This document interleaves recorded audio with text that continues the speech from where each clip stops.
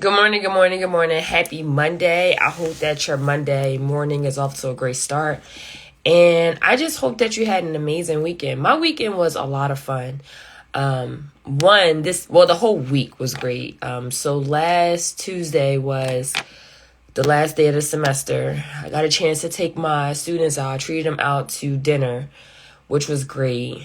And I got a chance to attend my last faculty meeting for the semester, and we just talked about different things. We're hiring 2 new professors, which is amazing, and we just got a chance to really talk about our charge as professors and what does that mean, what does that look like, who's holding us accountable, are we teaching effectively. And it was amazing. It was a great conversation, but it just made me think about this charge, right? This charge.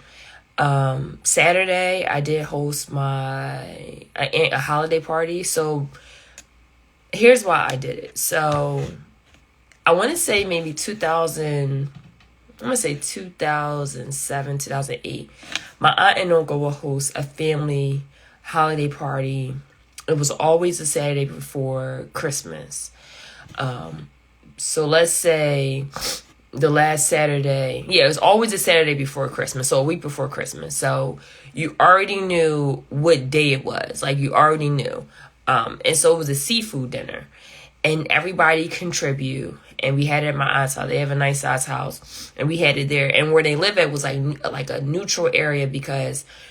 a neutral point because they lived in northern Maryland. And so our family from Philly can get there within an hour.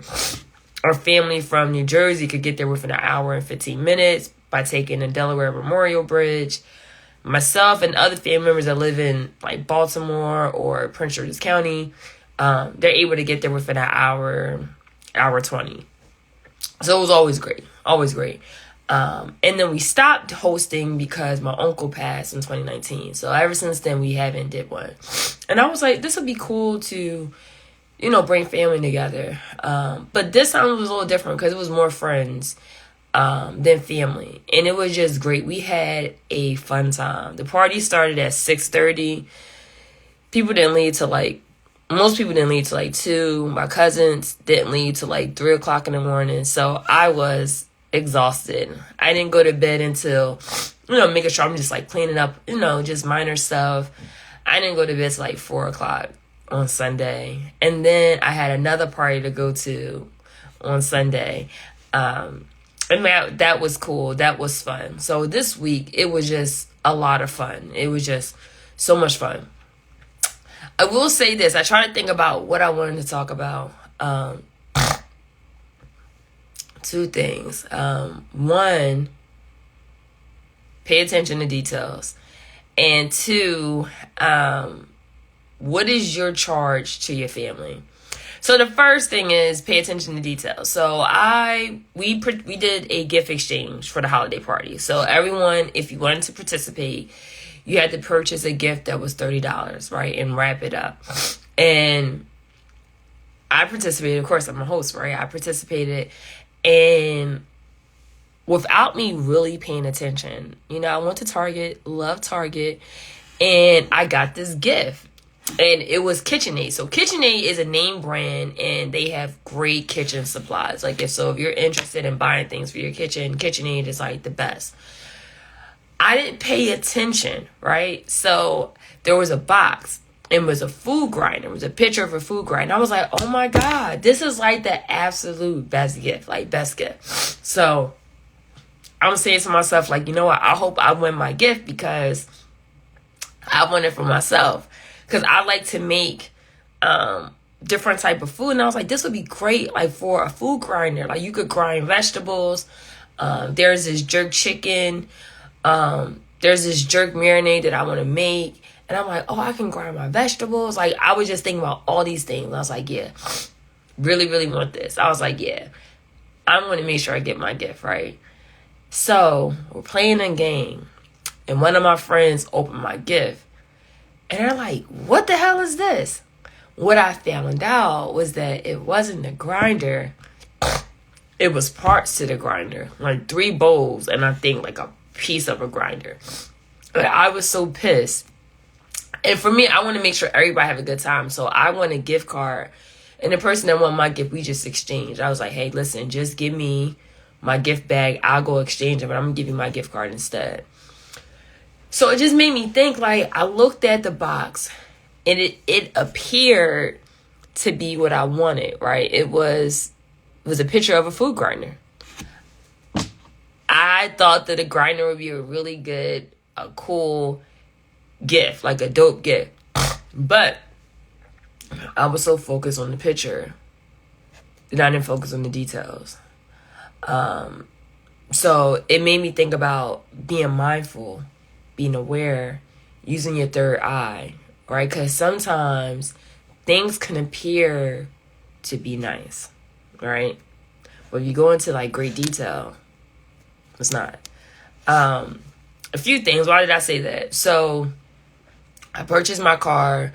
I have a new car, I have a Lexus. I purchased that Memorial Day weekend, right? It was a gift to myself. You know, I was like, I want to do something nice for myself. And my previous car, I had it for 6 years. So I was like, I want to treat myself out to something nice. Car is great. When I took it to the dealership, it was like, hey, you need this and that. And thank God it's still under warranty. But when I'm driving it, I don't see it, right? I don't know that there's minor issues. Like, I don't know, right? Until I, like, really pay attention.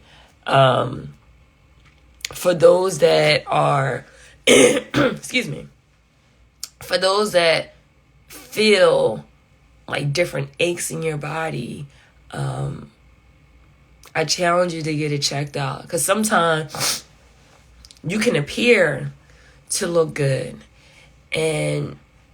but someone else can tell you by, taking a close examination to say, hey, no, something's not right. And so I was amazed by this picture, and I thought that it was a full package, right? It was a full package because I saw the picture of the grinder, and I realized that I'm missing stuff, right? I'm missing stuff because I didn't pay attention. It's funny sometimes when people can look at your picture on social media, and social media you can portray the life that you want through pictures on social media. So you can pretend to live a certain lifestyle or whatever by social media. Like, you could be whoever you want to be on social media. And so when people see your pictures, they just think like everything is great, everything's amazing. But if they like turn off the app and get like a close lens, like to just look real close, then they can see the greater details. So I say all that to say that a picture is worth 1,000 words. The question is, are you really reading those words? And I think that if I looked at that box a little bit more carefully, I would have never got that box as a gift. I would have never got that gift to participate in the gift exchange. And I say this with people. Like, you may know somebody. They appear to be amazing. But when you, like, take a good look and just look and look, you realize that they may appear to be good, but they may not be. So just be mindful and use your third eye, because you don't want to be stuck with something that you eventually can't take back. Thank God I could take back my gift. I do have the receipt, and I'm going to take that stuff back today. And I love Tarjay, so I'm taking it back. What's your charge to your family, right? So me and my colleagues, we talk about this a lot. As a tenure track professor, my charge is what can I do to be a better professor? Number 2, allergies. What can I do to be what are the students' needs, and what can I do to meet those needs? 3, what are the needs of the law school, and what can I do to meet those needs? And I just started to think about, those charges that I have as a professor. And I know professors that are already tenured. I always question. I always talk to them like, hey, you already met the requirements to be tenured. You could keep your job. You don't need to worry about doing all these XYZ like I gotta do. You already proved yourself. So what is your charge now? Like, these are steps I had to take to get to where you're at. You are exactly where you need to be, but what are you doing now, right? And I just started thinking about that as it relates to family. Honestly, I never thought in a million years that I will host family functions. Like, that's just, I was like, God, it ain't my calling. Like, get somebody else to do it, right? I'm not doing that. Get somebody else to do it. But it all started in 2014, right? 2014, I was studying for the bar. And actually, yesterday, December 18th, marks 8 years that I've been an attorney. And so yesterday was just great, right? It was just like, wow. Like, I had to sit back. I almost forgot. And Facebook reminded me, like, hey, you've been in the game for 8 years and this is great. Why does passing the bar and my bar anniversary means a lot to me? Because I know what it's like to fail. I know what it's like to just give up on myself. I know exactly what that feels like. I remember one time when I fell, I moved into my studio apartment in Baltimore, and like, this was like the day that I moved in, right? I moved in, my cousin helped me move in. I'm cleaning, I'm sweeping. And at the time, I didn't have Wi-Fi yet, so I ran to my law school where I was in my graduate tax program. I ran there. I don't know why people keep sending me emails. I am off. The only thing I'm focused on is my article and my syllabus. I am off. I'll talk to you next year. But why is the bar important to me? It's important to me, like I said, I know what it's like to fail. I know what it's like to pass. So when I fell one time, I never forget, I was moving into my apartment. I was sweeping and cleaning up. And I was like, oh crap, bar results came out. And I went to University of Baltimore to log into my email and go to the Maryland Bar Examiner's website to see if I passed. Because they don't say your name, it just gives you a bar number, which I appreciate for confidentiality purposes. And it said that I failed. And I don't really like crying in front of people. Like, it takes a lot for me to cry in front of people. And I got back to my house. My cousin was there. I just, like, got into a corner and I just fell down. Like, my body was just like, and I just sat down in the corner and I cried. Like, I cried and I was like, I don't even know if my dreams will ever come true. Like, and my cousin was there. She's crying too. She's like super emotional. And so it's important. So yesterday was just like, wow. It just made me really have nostalgic moments and just realize that over these 8 years, I've done a lot. Like, I've done a lot. And the charge that I had with that, and I prayed to God, I was like, hey, God, if you help me, once I pass this bar, I'm going to help as many students pass the bar. Or I'm going to be encouraging. Like, students that I know that failed the bar, they reach out to me. So we have dinner dates set up. And I make time for that. No matter what I have going on, like, I make time for that. To let them know that, hey, I'm in your corner. I know what it's like to fail. So you can cry, you can vent to me. I had the mental capacity to handle it. So yeah, that's my charge to students. My charge to family, like, I never thought that I would host family reunions. I just said, for me, once I graduate from law school and pass the bar, I'll make sure I attend family functions. But me hosting, no. And it just got to the point where I realized that why don't you try it? And it feels good bringing family together. That's like a great feeling. It's an amazing feeling. I didn't know how to do it, right? You have to start somewhere. And I first started in 2014 while I was studying for the bar. I hosted my very first family reunion. I thought I was crazy because I was studying for the bar at the same time as planning it. So anytime I took breaks between like studying for the bar, I would just reach out to family members like, hey, I hope that you are free this weekend. I'm having a family reunion. I'll call my uncles and older cousins like, hey, I don't know how to work the grill, but can you like help? Family members contributed food. It was just amazing. And so I just thought like, okay. And then from that family reunion, they were like, Sakina, can you please host again? Like whatever you need. And they just was all for it. I hosted again, 2015. I went to like Staples. My uncle paid for it.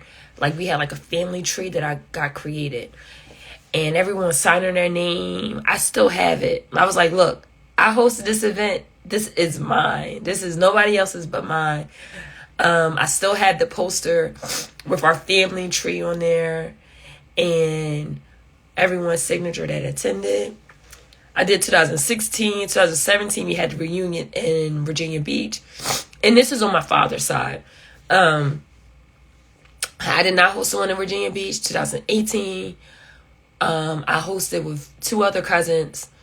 And it was like one of the biggest ones. Like we had fam from North Carolina, Virginia. It was just like really dope. 2019, we had one in North Carolina where my cousins hosted. And that was great. And we had one in 2020, no, because of the pandemic. 2021, we had one, but I was unable to attend. 2022, I don't think we had one. And I'm getting calls like, Sakina, can you please like host? And then when I had purchased my own house, I would have events like cookouts. Like when I first bought my house in 2019, you can depend on me having a cookout for 4th of July, Memorial Day weekend. Memorial Day weekend was pretty small because it's my mother's birthday. Labor Day, always did 4th of July and Labor Day. 4th of July is always like a big hit. And it felt good when people were like, hey, can you do this again? I really appreciate it. And just seeing people come together, just seeing my friends. Like when I would have cookouts, my friends from college, from Philly would come down. And, you know, we rarely hang together. So it's just like when we get together, it's just like a big reunion. And I realized my charge to my family is bringing my family together. I didn't ask for this, right? I did not ask for this. But it was like one of those situations where I already got accustomed to it. And God was like, this is your calling. So my calling, honestly, when it comes to my family, is to bring my family together. My older cousin, we're the same. We share the same vision as it relates to family, the importance of family. And, you know, he called me, I said, like, thanking me for, you know, hosting a holiday gathering. He was like, you know, if it's anybody, I know you would do it. Is it a lot of work? Yeah. You spend a lot of money. You spend more money as a host, but this could be selfish of me, but me spending that money, being able to see my close friends and some of my family members together, that was like a gift to myself. And I enjoyed it. Like, for me, like I tell my family, I will cook everything. Just help me clean. Just help me clean because my OCD kicks in and I need everything clean ASAP. My brother knows, like, if I have you come to my house and you are a sloppy eater, I don't know if I want to invite you because I will stare at you as the crumbs drop on the floor. Like, I would tell my mom, like, hey, can you just clean up? And she's like, Sakina, I'm not done with food. I'm like, but can you please, like, clean this area? Because why are there crumbs? Like, why are there crumbs everywhere? Where my brother was like, my brother saw a crumb on the floor. He was like, Sakina, I'm about to cancel the whole party because of this crumb. Yeah, I will cancel the party. Like, cancel with a heartbeat. So that is my charge, to bring the family together. And I pray that family see the importance of it because those are the ones, most of them don't see it. So I make sure that I try to attend birthday parties, family reunions. Like, I'm that cousin, like, if we're at a funeral and I say, hey, we really need to get together, like, I'm serious. Like, I'll give you a date and say, hey, just come. I'll host something.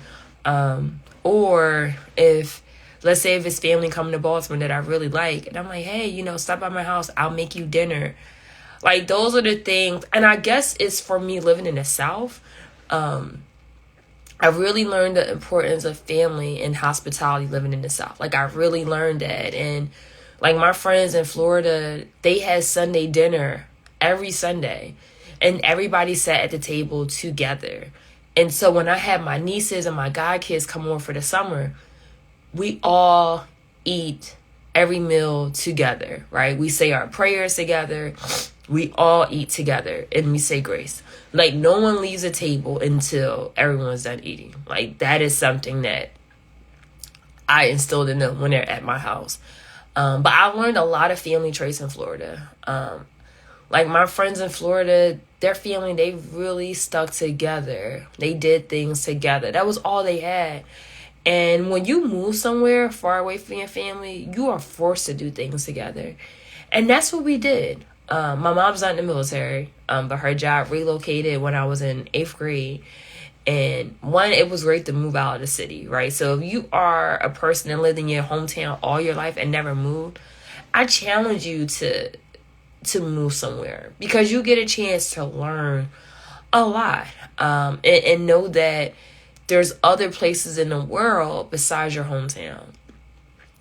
But our family, like, we really, we did everything. We did everything together. Like, we could go out to dinner every weekend. We went to arcades. That was our thing growing up. My mom, we went to a lot of arcades. Like, that was our thing. And so I know that for me, my charge is to bring people together. And I'm learning. I didn't master this, but I'm learning that some people don't see the significance of family coming together, and it hurts. But I'm learning not to take it personal, because I can see why it's important. Like, I can see it, but I've learned that some people can't see the significance of it. So I've learned not to take it personal. I'm still learning. That's something that I struggle with. Trying to understand why people don't see the significance in things that I think that are important, such as family. Like, I think family is important. Especially if you have a good family. Like, I can say that I have a good family. Yeah, like, make sure that don't take it personal. And I just challenge you that if you want your family to come together and no one's not hosting, like, be that person. For a while, no one in my family did barbecues. Like, they just stopped. And I kept saying, hey, if I get a house, I wouldn't mind doing it. And it just got to the point where you have grandmoms, my aunts, my uncles, kids have fun. Like, I make it fun for everybody, regardless of your age. Like, if you are a kid, you're going to have fun here. You're going to play the game. Like, we play left, right, center. It's a dice game with money. The kids play it. And it's fun. So what is your charge to your family? And are you holding up to that standard? Or are you pretending to be somebody that you're not to your family? My family knows me as being very family oriented, like, very. And I like to cook. So whenever there's a moment for us to get together, like, Zach, I need you to make X, Y, and Z. I'm like, okay, that's pretty much the whole menu. So I'm going to be late. I'm just going to let you know that. I'm going to be extremely late. But yeah, that's all I have. So one, make sure, my allergies is killing me. One, make sure that you pay attention to the fine print. Make sure you're able to look at things with a lens. Because sometimes pictures can tell you 1,000 words you can learn more if you just read, right? So I picked up this box thing and it was a food grinder, but it was only pieces to the grinder. So you want to make sure that just because it looks picture perfect, but pictures are 1,000 words, you want to make sure you're reading the fine print. What is your charge to your family? What is your charge to society?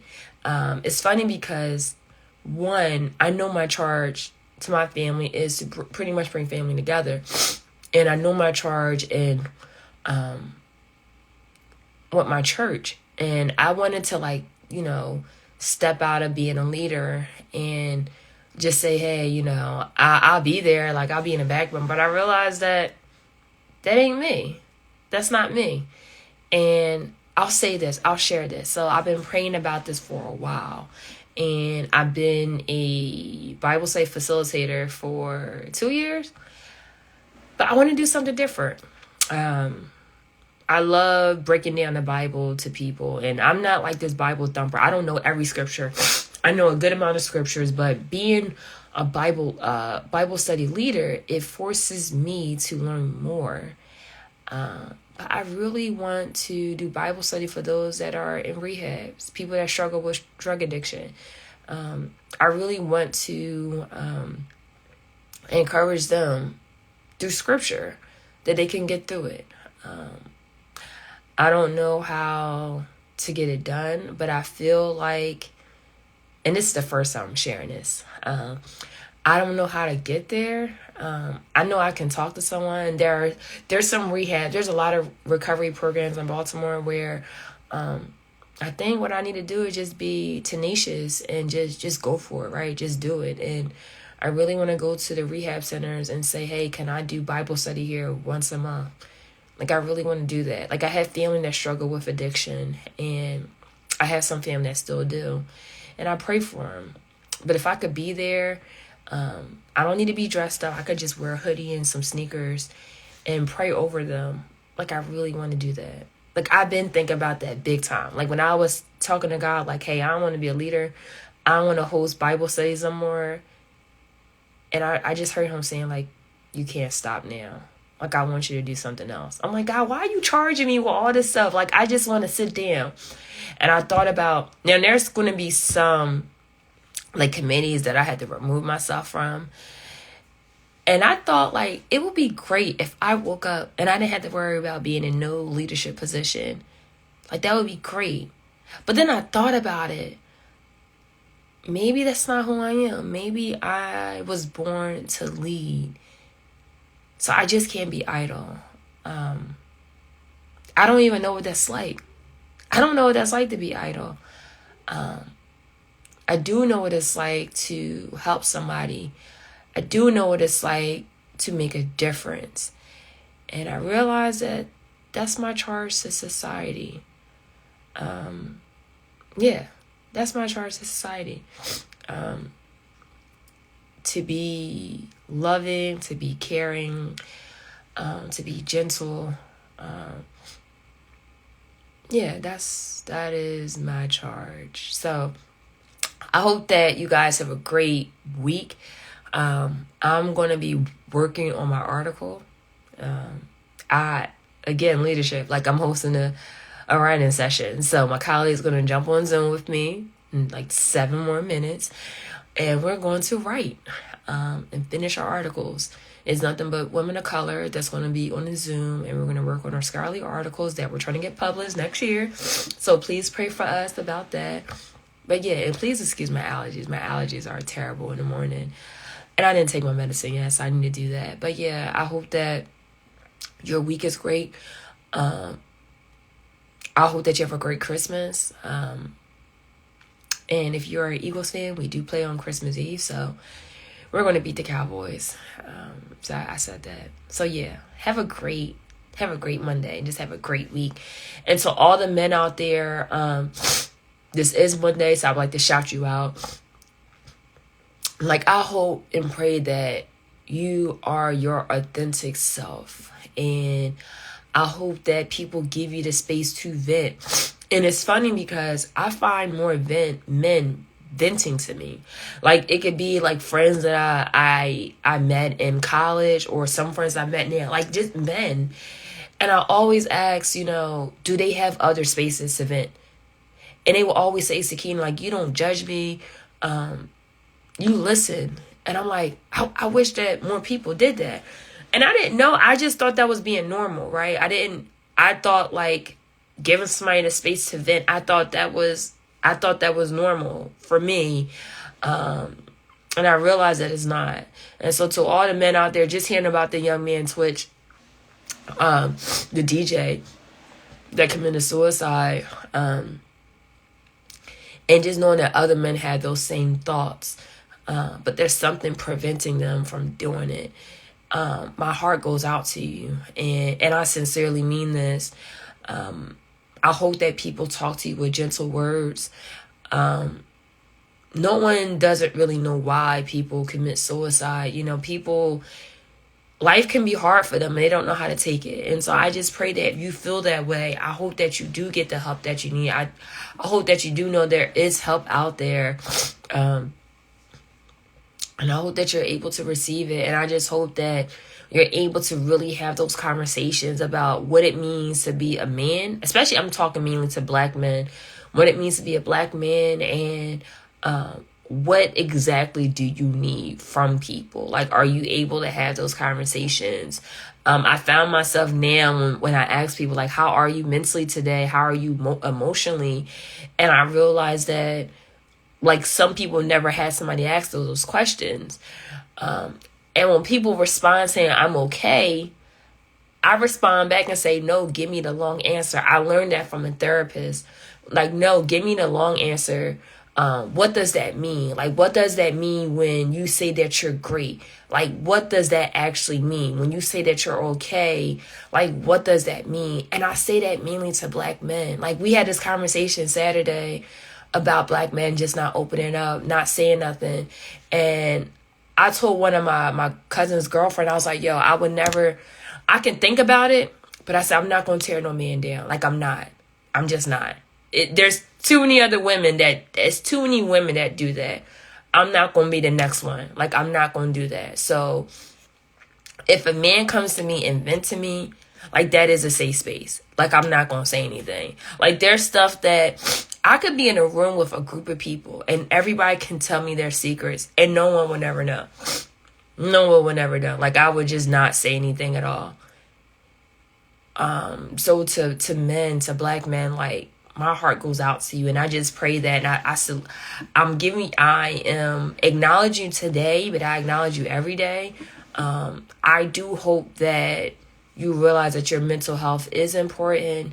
And I'm not just saying this because of the death of the DJ, but I just say this every Monday. Like, I hope that someone's able to give you a hug and you feel love. Like, and I guess the question is, what is needed for you to feel love? Like, what is that? What do you actually need? What is that, right? Are your male friends, when you say, bro, I'm not okay, do they just say, oh, cool, yo, did you see the game? Or are they saying, no, let's have a talk about this? Like, when my friends say, like, especially for women, like, if someone says, nah, I'm not okay, all right, well, we're going to go out. We're going to talk this out. Like, do you need me to come to your house? Do you need to do a FaceTime? Because I need to see your face. What we need to do to make you feel better. But that's all I have. And I just pray that for everybody that you have a great day. And just remember that you are really dope. Like, you're really dope. Okay. Now I need to get to writing so I get this article published. Yeah. Take care, guys. Bye.